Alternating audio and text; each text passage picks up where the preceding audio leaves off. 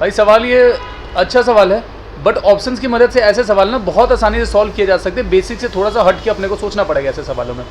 दे रखा है कि इसके दोनों रूट जो है लाई बिटवीन -3 एंड 5 है, मतलब -3 से बड़े होने चाहिए और 5 से छोटे होने चाहिए। तीन इनक्वलिटी हमने पढ़ी है इसमें। पहला क्या है कि D should be greater than equals to 0। दूसरा क्या, ये -b/2a जो है, ये -b/2a है, this should be greater then -3 होना चाहिए और लेस देन 5 होना चाहिए।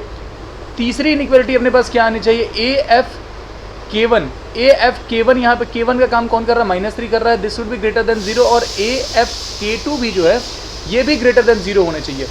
हम यहाँ पे जब ये वाली इनइक्वालिटी तुम चेक करोगे तो ये क्लियर आ जाएगा, कांस्टेंट वैल्यू बन जाएगी। तुम सॉल्व करके देख लेना, यहाँ पे 16 बनेगा, कांस्टेंट वैल्यू बन जाएगी। हम इधर वाली इनइक्वालिटी जरा चेक करें, अगर हम FK1 चेक करेंगे, K1 की वैल्यू अपनी कितनी है, -3 है। x की जगह अगर -3 डालेंगे तो हमारा इक्वेशन बन जाएगा -3 का स्क्वायर 9, यहाँ पे -3 डालेंगे तो ये बन जाएगा 6k। ये as it is k square है तो k स्क्वायर -4, और ये क्या होना चाहिए, this should be greater than 0 होना चाहिए। अब ये इक्वेशन जरा इनइक्वालिटी लेकर के आगे बढ़ेंगे तो ये बन जाएगा k square plus 6k 9 - 4, this is equals to +5 greater than 0। इसे तो बहुत आसानी से मिड टर्म स्प्लिट किया जा सकता है। ये बन जाएगा k square plus 5k plus k plus 5 is greater than 0। यहाँ से अगर k कॉमन लेंगे तो ये बन जाएगा k प्लस 5, यहाँ से एक बार 1 कॉमन लोगे तो ब्रैकेट में चला जाएगा k plus 5 is greater than 0। Overall inequality बनेगी k plus 5 k plus 1 is greater than 0।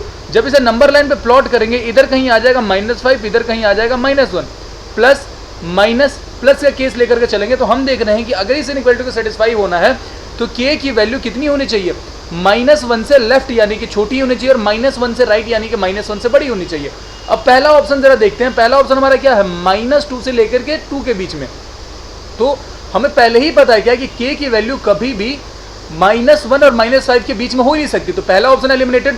यहाँ दे रखा है k की वैल्यू ग्रेटर देन -5, तो बट इसके अकॉर्डिंग तो k की वैल्यू लेस देन -5 होनी चाहिए थी, तो ये भी एलिमिनेटेड। अगेन -3 से 5 की अगर बात कर रहे हैं तो ये इस बीच के वैल्यू को बता रहा है, तो ये भी एलिमिनेटेड। बच रहा है केवल अपने पास ऑप्शन नंबर डी। तो आगे कुछ भी सॉल्व करने की जरूरत नहीं, ऐसे करके इन सवालों को सॉल्व भी किया जा सकता है और अपना टाइम भी बचाया जा सकता है पेपर में।